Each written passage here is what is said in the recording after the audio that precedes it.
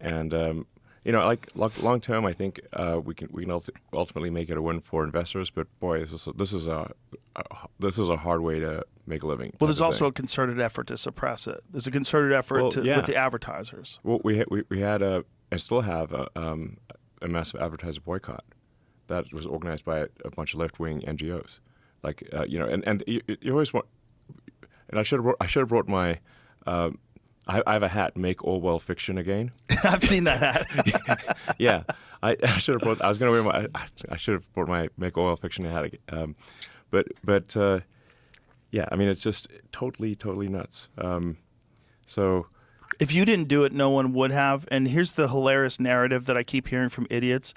Elon's a bad businessman. Twitter is worth, 400% less than when he bought it. No, it wasn't worth that in the first place. It wasn't worth that in the first place. It wasn't worth $44 billion, you fucking morons. Yes. Like, wrong. And also, you're not taking into account the advertiser boycott. Exactly. That's total bullshit.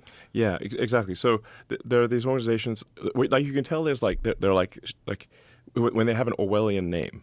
So like the Center for Countering Digital Hate right. is a total scam organization, because they're like the Ministry of Truth type of thing in Orwell.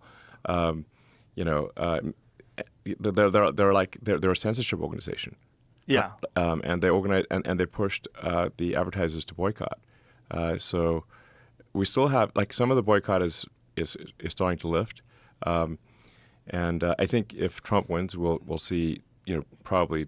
Most of the boycott lift, but if Kamala wins, we'll see that boycott get stronger, and they'll friggin' shut down. There's no way that the sort of Kamala puppet regime would allow X to exist. You really think that they'll be able to shut it down, though? Is there a pathway to that? Yes. What would they do? Well, I mean, they can stick the DOJ on and say they've had this whole thing about hate speech, misinformation, whatever, except that they're the ones pushing the misinformation. But that doesn't stop them from filing massive, lawsuits and using the DOJ. I mean, the DOJ has, been attacking SpaceX, for example, for not hiring asylum seekers, even though it is legal for SpaceX to hire anyone who is not a permanent resident of the U.S. So we're damned if we do and damned if we don't. There's just an example of what DOJ can do. So it's illegal to hire someone who's not an American citizen? What SpaceX is considered an advanced weapons technology. So it's covered by international traffic and arms regulations because we make rocket technology that can be used against the United States. So if North Korea or Iran got SpaceX rocket technology, they could use that to launch nukes at America. Right. That would be bad. Yeah, that'd be really bad. That'd be really bad. So we're since we are in the most extreme category of weapons technology at SpaceX, under U.S. ITAR law, it is illegal for us to hire anyone who's not a permanent resident because the presumption is that if they're not a permanent resident, they're going to return to their home country and take the rocket technology with them. So so it's illegal for us to hire anyone who's not a permanent. They can have a green card or be a citizen. They just have to be a permanent resident of the United States. Then there's another law that says if you discriminate against asylum seekers, you're also breaking the law. So the DOJ can only do a small number of big lawsuits every year. They launched a giant lawsuit against SpaceX, saying that SpaceX discriminated against asylum seekers.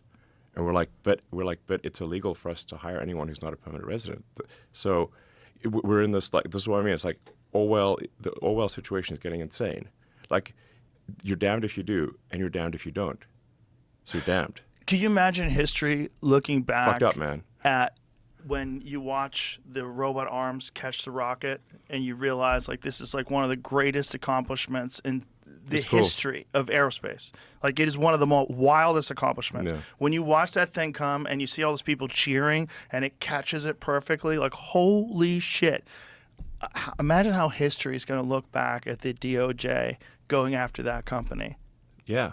How insane it is. Big lawsuit with an army of lawyers. This was not some minor thing. But it doesn't even make any sense doesn't logically. Make any sense. How could it even get brought to court if it's illegal? That's exactly. So that's what I mean. Basically, if the government wants to go after you, they'll just find a reason. It's like that famous quote from Beria.